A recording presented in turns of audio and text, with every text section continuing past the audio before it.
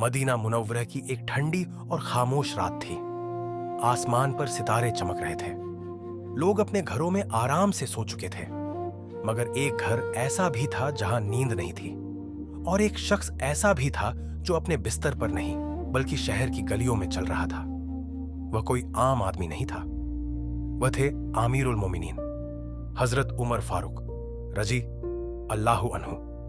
हजरत उमर रजी अल्लाहु अन्हु जब खलीफा बने तो उन्होंने अपने लिए महल, पहरेदार और आराम तलब जिंदगी पसंद नहीं की, बल्कि उनकी आदत थी कि रात को भेष बदलकर मदीना की गलियों में निकल जाते ताकि देख सकें कहीं कोई भूखा, मजबूर या परेशान तो नहीं। उस रात भी वह अकेले चल रहे थे। चलते चलते शहर के किनारे पहुंचे।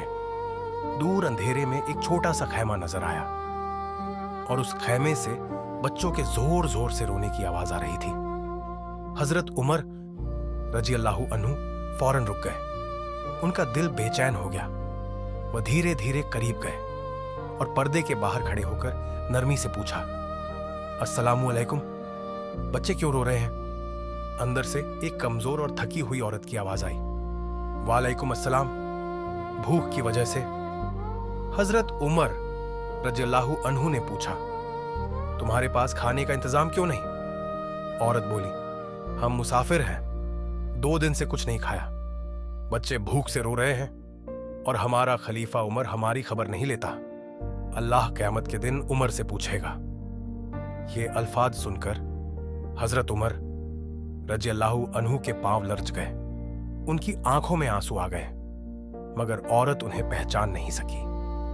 हजरत उमर रज़ियल्लाहु अन्हु ने देखा कि चूल्हे पर हांडी रखी हुई है। बच्चे उसके पास बैठे इंतजार कर रहे हैं। उन्होंने पूछा, इस हांडी में क्या पक रहा है? औरत ने कहा, इसमें सिर्फ पानी है। मैं बच्चों को तसल्ली देने के लिए उबाल रही हूं ताकि वह समझे खाना पक रहा है और रोते रोते सो जाए।